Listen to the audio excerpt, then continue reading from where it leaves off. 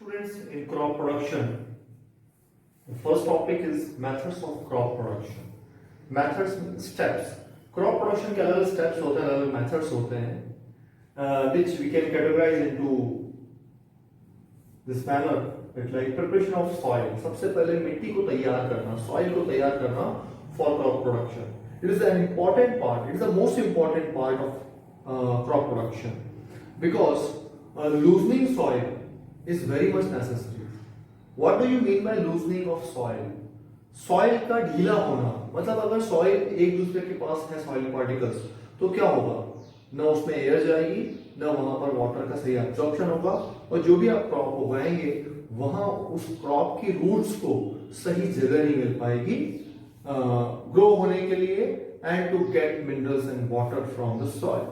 तो ये बहुत इंपॉर्टेंट पार्ट है कि प्रिपरेशन ऑफ सॉइल, मतलब सॉइल को हम लूज करें और उसको हम ऐसा करें कि सॉइल को टर्न कर दें इस तरीके से कि वो एग्रीकल्चर के लिए लायक बन जाए. लूज करने से मतलब क्या है? सॉइल को लूज करना मतलब सॉइल के बीच में इतना गैप हो जाना कि सॉइल ब्रीथ कर सके. जैसे हम ब्रीथ करते हैं तो हमको क्या चाहिए? एयर. वैसे ही सॉइल को भी एयर चाहिए. ओके, इसके लिए क्या करते हैं? हम सॉइल को टिलिंग करते हैं और प्लगिंग करते हैं. टिलिंग करना या प्लगिंग करना मतलब खेत जोतना. खेत जोतने को आपने अपने गांव में खेतों में देखा होगा कि पुराने जमाने में बैल जो होता था उसके नीचे एक हल लगा दिया जाता, उसके पीछे हल को बोलते हैं प्लग. उस हल के साथ वो चलता था और पीछे पीछे हल के द्वारा मिट्टी जो है खुद जाती थी. दैट इज प्लगिंग और टिलिंग ऑफ सॉइल, और कुछ भी नहीं है. लेकिन ये बहुत इंपॉर्टेंट है. आजकल बैलगाड़ी, बैल, प्लग ये कम यूज होते हैं.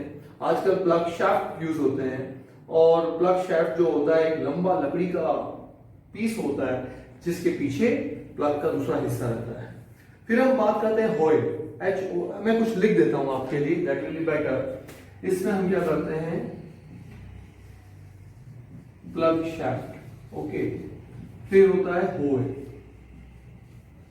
ये तो लकड़ी का बड़ा टुकड़ा होता है प्लग शाफ्ट, है ना? शाफ्ट से समझ जाइए आप लोग. और फिर होता है होय. होय एक सिंपल टूल होता है जिसके थ्रू जो वीड्स होते हैं जो मिट्टी में मिल जाते हैं, मिट्टी हम जो खेत काट देते हैं, जो फसल काट देते हैं, उसके बाद जो कुछ वीड्स बच जाते हैं उसको ये होय जो है टिल कर करके मिट्टी को लूज करता है और इन वीड्स को अलग करता है.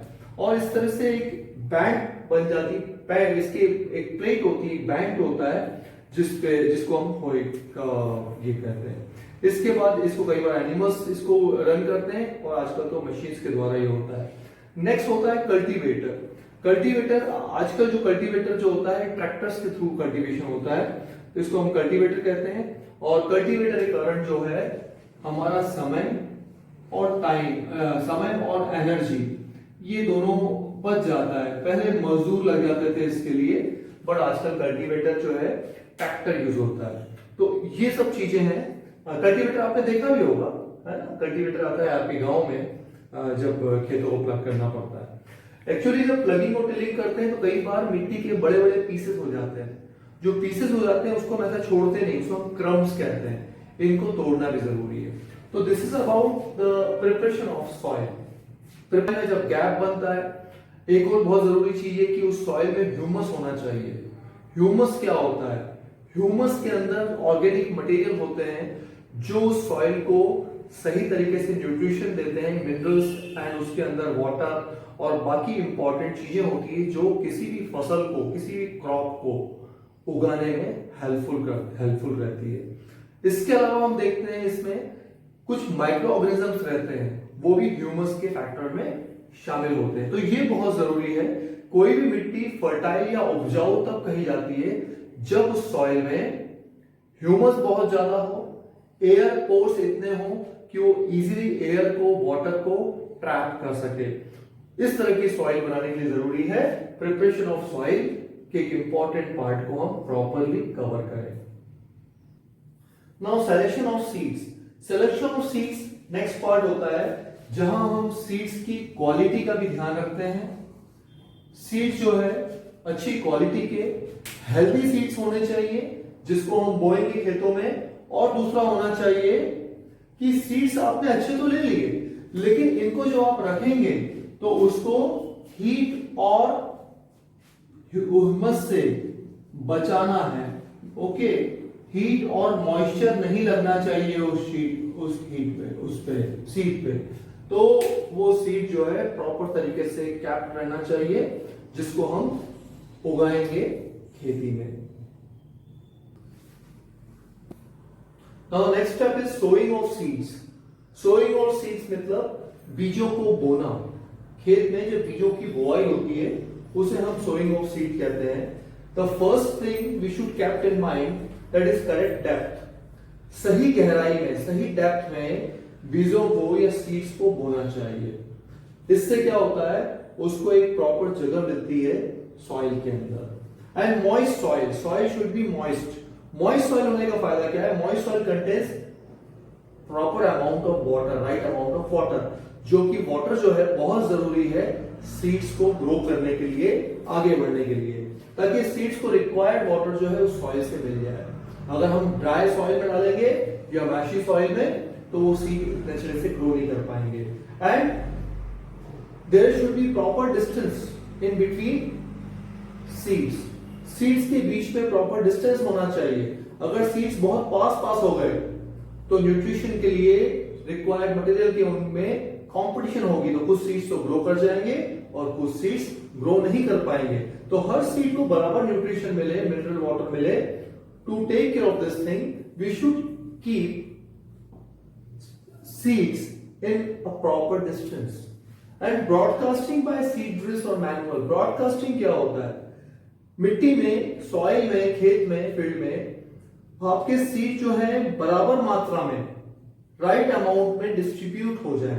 इसके लिए कई बार हाथों से हम उन सीड्स को छिड़कते हैं या बोते हैं, और इसके लिए एक मशीन भी आती है जिसे हम कहते हैं सीड ड्रिल।